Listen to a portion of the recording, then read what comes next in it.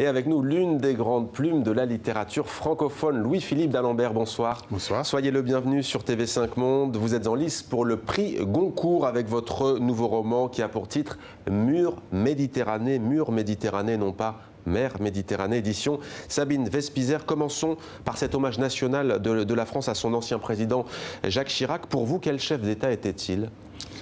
C'est difficile de parler d'un chef d'État Chirac, parce que tout à l'heure, le Premier ministre Jean-Pierre Raffarin le rappelait, il y avait plusieurs Jacques Chirac, mais en ce jour de deuil et de recueillement, moi je retiendrai plutôt celui qui a osé dire non aux États-Unis en 2003, et donc non à la guerre en Irak. Mais j'ai eu la chance personnellement de le rencontrer, c'était en 2006, et si j'ai bonne mémoire, à l'occasion du Salon du Livre de Paris.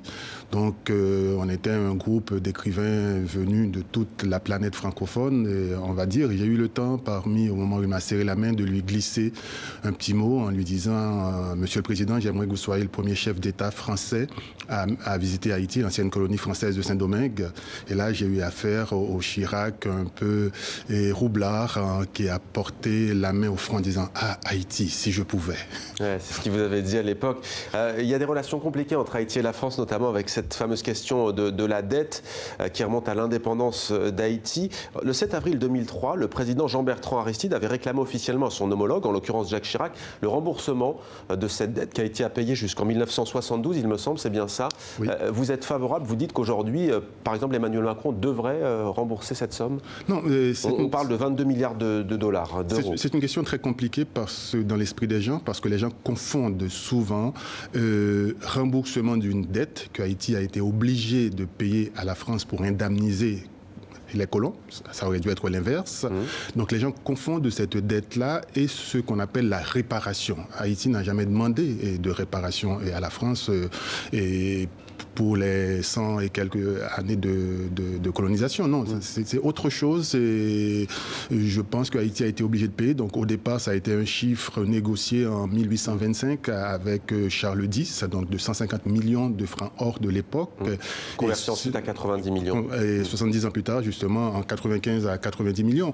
Donc Haïti a fini de payer ça. Moi, j'ai encore en mémoire les paroles de ma mère qui me disait qu'enfant, il y avait une souscription nationale pour finir de payer cette dette à la France pour indemniser les colons français. Donc c'est très difficile, mais en même temps, le président Aristide à l'époque n'était pas légitime non plus pour réclamer cette négociation avec la France. Pourquoi? Parce que le peuple haïtien voulait s'en débarrasser. C'est-à-dire que c'était... il a joué sur la corde nationaliste. Il a essayé de jouer justement la veille du bicentenaire de l'indépendance, il a essayé de jouer là-dessus, et c'est ce qui, quelque part, a décrédibilisé un petit peu cette négociation qui aurait peut-être pu se faire. Alors on va parler de votre roman maintenant, Mur Méditerranée. 3 femmes, une Nigériane, une Érythréenne et une Syrienne. 3 visions du monde, au fond, 3 religions d'ailleurs aussi, et des destins différents. Pourquoi est-ce que vous avez voulu choisir de nous parler de l'exil, notamment? On parle aussi de migration. On parle plus beaucoup d'ailleurs de boat people, c'était le cas dans les années 50-60. Pourquoi à travers des femmes? Même beaucoup plus tard, c'est-à-dire dans les années 70-80, il y avait d'abord les boat people vietnamiens, dont on a beaucoup parlé ici en Europe, et puis moi qui suis de la Caraïbe, c'était les boat people haïtiens et cubains, donc qui tentaient de rejoindre les États-Unis à cette époque-là. Donc je suis marqué, et j'ai été marqué, toute ma génération, toute mon adolescence a été marquée par, comment on dit, ces boat people-là. Donc il était normal que, ça me paraît presque évident, que je m'empare d'un sujet comme celui-ci. Et le plus difficile quand on s'empare d'un sujet comme ça en tant que romancier, un sujet très clivant, on le sait, par rapport aux Européens, et c'est d'arriver à en faire matière romanesque. Donc c'est ce que j'ai essayé de faire à travers ces 3 figures féminines, donc une érythréenne, une syrienne et une nigériane, et qui... Pourquoi des femmes donc? Pourquoi des femmes? Parce qu'on n'en parle pas beaucoup. Aujourd'hui, quand on nous parle des migrants, on voit souvent une masse d'hommes. Il y a un vocable générique comme ça pour présenter ces gens-là. Mais il y a de plus en plus de femmes qui tentent de le faire. Et quand les femmes commencent à partir, ça veut dire que la situation est assez désespérée. Donc en même temps, moi, ce que je voulais faire, c'était de montrer que ces femmes de montrer ces femmes dans leur vie d'avant, montrer qu'elles avaient tout essayé, essayer de rester chez eux le plus possible. Un personnage comme Dima et la Syrienne, c'était une femme très aisée qui n'avait aucune raison de partir. Une bourgeoise. Hein. Une bourgeoise. C'est au moment où il y a eu cette pluie de bombes sur Alep, elle est restée confinée dans sa cave avec son mari et ses 2 filles, qu'au bout d'1 an, elle s'est dit il faut partir, elle ne pouvait plus. Et la Nigériane Shoshana, par exemple, qui est une fille pleine de vie, pleine de gouaille, et elle n'avait pas du tout envie de partir. Une Nigériane de confession juive Ibo. Hein. Ibo, justement. Elle parle à cause du dérèglement climatique. Et elle parle justement de la sécheresse.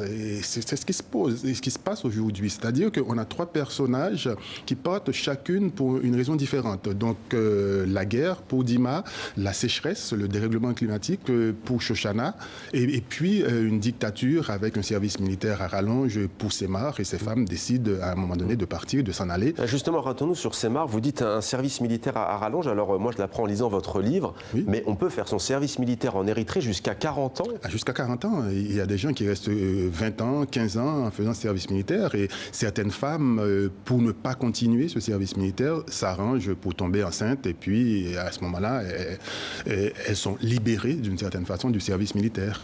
Alors c'est un roman épique mais très réaliste. Vous vous êtes documenté d'ailleurs pour l'écrire. Vous êtes à la Lampedusa, vous y avez passé un mois. Vous avez rencontré notamment un maire qui est contre l'accueil des migrants, un prêtre également. Il y a un prêtre, le prêtre il est plutôt pour, mais c'est très difficile de le dire dans la mesure où la population est un peu partagée. Donc Lampedusa, c'est une petite île qui n'est pas très grande, qui fait 4000, 4500 habitants hors saison touristique. Et donc il y a le maire actuel qui est plutôt hostile, contrairement à sa prédécesseur qui était Giusy Nicolini, qui elle était plus engagée pour l'accueil des migrants. Et donc je suis resté là, j'ai pu parler aux gens, j'ai pu parler aux associations d'accueil, j'ai pu interroger des migrants et des migrantes. À l'époque où j'y étais, il y avait beaucoup de Tunisiens et de Sénégalaises, je ne sais pas trop pourquoi, donc avec qui j'ai pu parler, recueillir leurs témoignages, et c'est ce que j'ai essayé de rendre dans le roman. C'est-à-dire que c'est des gens, quand ils te parlent, il y a beaucoup de pudeur, beaucoup de retenue. Donc j'ai essayé de traduire cette retenue-là, mais vraiment sans complaisance, mais non plus sans voyeurisme. Ce que vous nous dites aussi, c'est au fond que ce qui se passe avec cette traversée de la Méditerranée ou tout autre chemin de l'exil, c'est une parenthèse dans une longue vie et qu'on a tendance à ne pas voir la vie qu'avaient ces femmes et ces hommes avant, ces enfants aussi. Quel était l'objectif? Redonner l'humanité Oui, leur redonner une humanité et montrer des visages, et montrer une vie. Et c'est la raison pour laquelle, dans le roman, je pars en amont, c'est-à-dire que montrer ce que ces femmes faisaient. Donc il y a de l'humour, et cet humour-là vient de la vie d'avant. Et même dans les passages difficiles, au moment où, sur ce rafio en pleine Méditerranée, il y a une grosse tempête, mais elles se souviennent de la vie d'avant et puis elles s'accrochent. Donc cet humour leur permet de continuer à espérer, et puis leur foi aussi, parce que chacune est d'une religion différente, donc une juive, une chrétienne orthodoxe et une musulmane. Donc l'idée c'était de montrer en fait qu'on est tous sur le même bateau. Et sur ce bateau-là, dans le roman, il y a des gens qui voyagent dans la cale, il y en a qui voyagent sur le pont, et il y a une toute petite minorité qui voyage dans des cabines sur avec des matelas. Donc du coup, sur ce bateau, c'est aussi le conflit ethnique qui arrive, le conflit social aussi surtout. Voilà, c'est ce que j'allais dire. C'est-à-dire il y a les conflits ethniques, les tensions religieuses et les tensions sociales, les tensions de classe. Mais ce qui était important pour moi, c'est qu'au moment où le bateau commence à prendre eau, eh bien tout le monde a peur. Mon idée, c'était de dire qu'en fait, on est tous sur le même bateau. C'est-à-dire que qu'on soit dans la cale, qu'on soit sur le pont ou qu'on soit dans les petites cabines. Alors, sur les risques, ces femmes le savent plus ou moins. Shoshana, elle sait par exemple qu'elle risque d'être exposée au viol, à la torture, au racket. D'ailleurs, elle part, on le voit dans le roman, avec son amie Rachel et son petit frère de 17 ans, mais avec 2 jeunes hommes aussi. Et d'ailleurs, vous parliez d'humour. Il y a Rachel qui dit à un moment donné à Shoshana, les hommes ne font pas que protéger. Tu sais, il fait froid dans le désert, ils peuvent nous réchauffer. retrouver aussi. Voilà pour la pointe d'humour également. Alors pour autant, vous ne vouliez accuser ni l'Europe ni une quelconque partie du monde, pas être dans l'empathie et dans le jugement. C'est ça la force de la littérature au fond? Oui, déjà être dans l'empathie avec ces personnages, mais en même temps ne pas montrer du doigt, ne pas désigner du doigt une catégorie, j'ai envie de dire, de la population mondiale et en particulier. Et on sait que si la planète aujourd'hui est dans l'état où elle est, il y a bien sûr les pays les plus avancés, les plus développés qui en portent une lourde responsabilité parce que ce sont les pays les plus consommateurs. Mais en même temps, ils ont mis en place un modèle de développement que tendent à imiter aussi les autres pays. C'est-à-dire que si on court un peu vers la catastrophe, j'ai envie de dire qu'on en est tous responsables, même si ce n'est pas au même degré, ce n'est pas au même niveau. Mais maintenant, il s'agit de prendre conscience, tous, sans vraiment essayer de montrer du doigt, mais être sincère dans la démarche. D'ailleurs, la force de votre roman, c'est que chaque lecteur, chaque lectrice peut s'identifier à l'une des femmes. On pourrait se dire, en tout cas à un cousin, à un parent, à une femme que l'on aime. Vous dites sans jugement, pour autant, le titre est fort. Je sais que vous y avez contribué, c'est votre idée. Pourquoi Mur remplace Mer?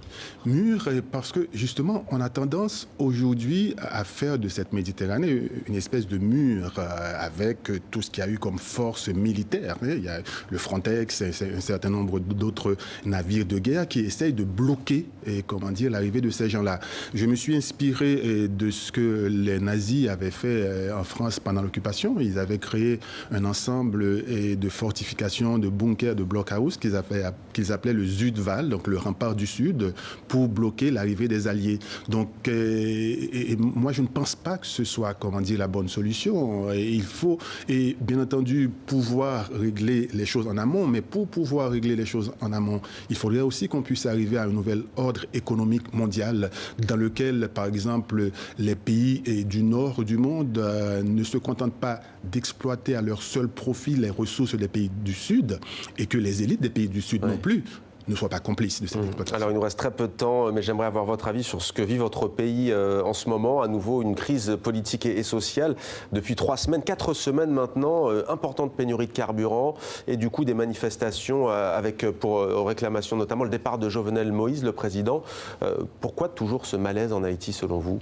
C'est un malaise qui vient de loin. Vous avez parlé par exemple tout à l'heure de la fameuse dette de l'indépendance. Ça a contribué, même si on peut nous dire que ça remonte à très loin, mais ça contribue aussi. Et puis il y a une élite qui n'a jamais vraiment pris sa part de responsabilité dans ce pays-là, qui s'est contentée de tout le temps de tirer un petit peu les ficelles. Et puis il y a le rôle des États-Unis, que les États-Unis jouent de plus en plus dans ce pays-là, qui se contente d'un vernis démocratique pour le pays. Il suffit d'organiser des élections, même si les élections sont truquées. Donc il est vrai que l'actuel président de la République a été élu, on va dire démocratiquement, mais avec un très faible pourcentage de participation à cette élection présidentielle. Donc, à partir du moment où il y a une crise, il n'est pas forcément légitime. Et ça ne date pas non plus d'aujourd'hui. Merci. Merci beaucoup Louis-Philippe d'Alembert en lice pour le Goncourt. On vous souhaite de l'obtenir avec Mur Méditerranée. L'actualité culturelle continue.